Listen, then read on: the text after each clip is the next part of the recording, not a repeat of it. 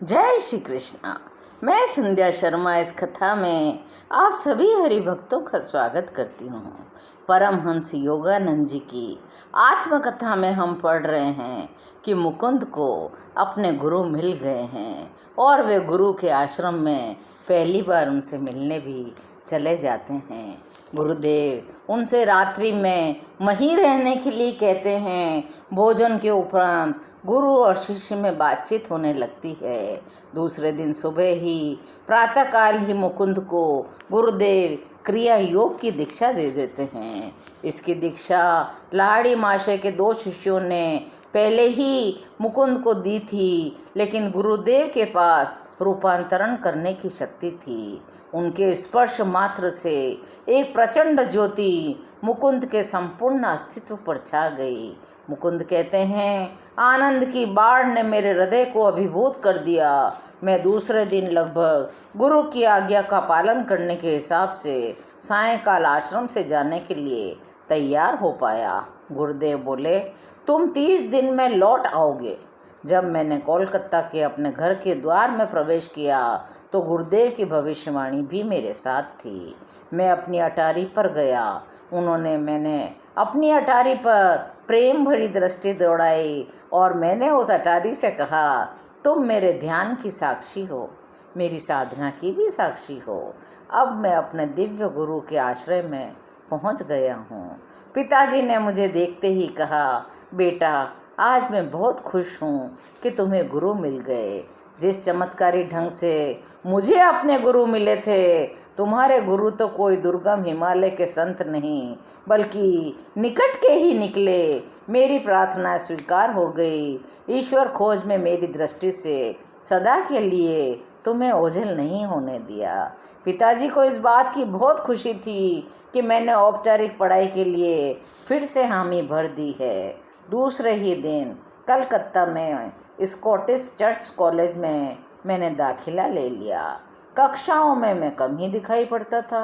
श्री रामपुर आश्रम का आकर्षण मेरे ऊपर सवार था।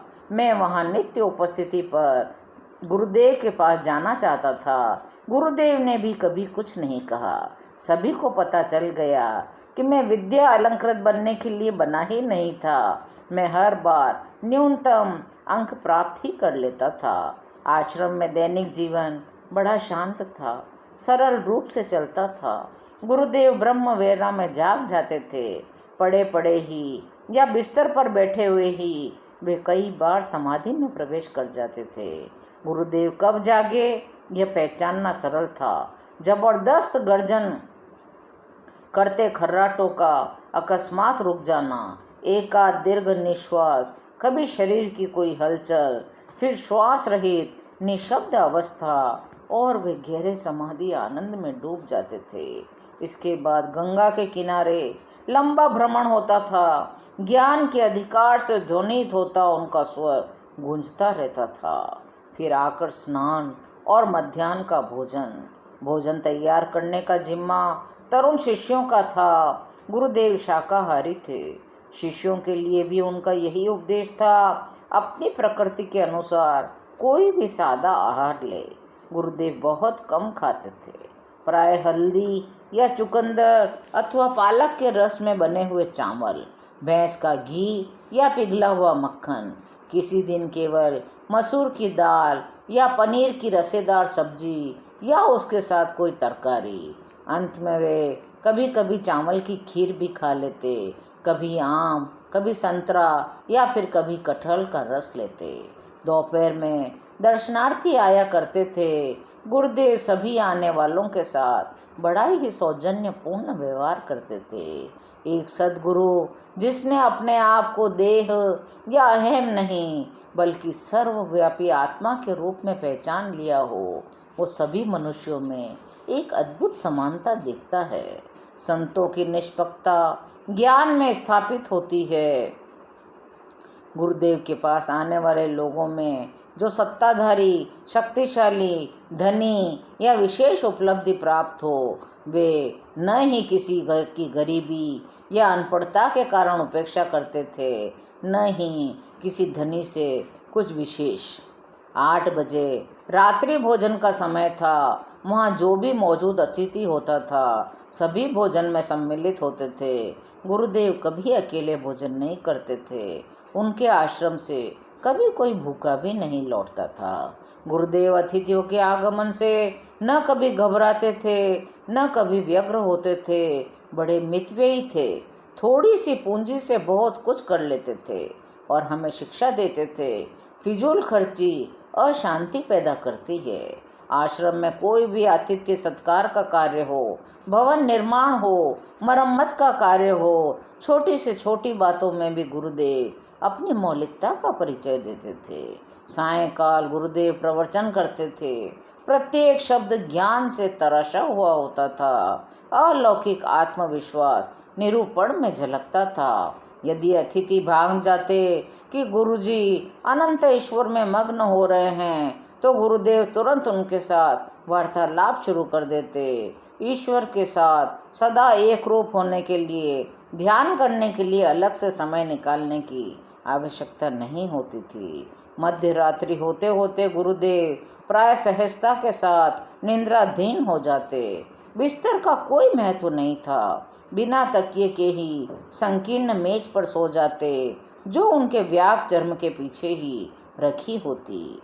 तब मुझे न तो थकान महसूस होती न ही नींद आती। पूरी रात में तत्व ज्ञान की चर्चा में गुरुदेव के सानिध्य में बिता देता था और गुरुदेव कहते, अहो भोर हो गई, चलो गंगा किनारे चलें। गुरुदेव के सानिध्य के आरंभ के कुछ महीनों में ही मुझे एक उपयोगी शिक्षा मिली कि मच्छरों को चालाकी से कैसे मात दें। श्री रामपुर आश्रम में इस प्रथा का पालन उसके उल्लंघन के रूप में होता था। वहाँ मच्छरों का पूरा साम्राज्य था। सिर से पांव तक वे मुझे काटते रहते थे। एक दिन गुरुदेव को मुझ पर दया आ गई। उन्होंने कहा, एक मच्छरदानी अपने लिए और एक मेरे लिए खरीद लाओ। यदि तुम सिर्फ अपने ही लिए लाओगे तो मच्छर मुझ पर ही टूट पड़ेंगे। मैंने इस आज्ञा का पालन किया और मैं जिस रात श्री रामपुर में रह जाता गुरुदेव मच्छरदानी लगाने के लिए अवश्य कहते। एक रात गुरुदेव ने मच्छरदानी लगाने के लिए कहना भूल गए। मैं व्याकुल होकर मच्छरों की भिनभिनाहट सुन रहा था। मैं उन्हें बहुत शांत करने की कोशिश कर रहा था। आधे घंटे बाद गुरुदेव का ध्यान आकर्षित करने के लिए मैंने खांस कर देखा। गुरुदेव की ओर से कोई हलचल नहीं। मैं उनके समीप गया। उनकी श्वास नहीं चल रही थी। उन्हें इतने निकट से समाधि अवस्था में देखने का यह मेरा पहला अवसर था। मैं भयभीत हो गया, कहीं गुरुदेव का हार्ट फेल तो नहीं हो गया। उनकी नाक के नीचे मैंने आईना रखा। उस पर श्वास की भाप नहीं पड़ी। कई मिनटों तक मैं उनका मुंह और नाक अपनी अंगुलियों से बंद करके रखा। उनकी देह ठंडी और निश्चल थी। मैं लोगों को बुलाने के लिए दरवाजे की ओर दौड़ा।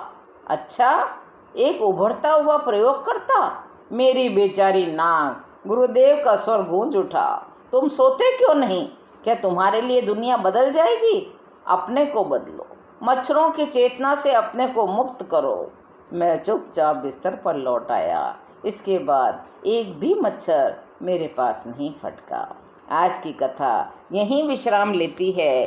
शेष कथा अगले अंकों में। जय श्री कृष्ण।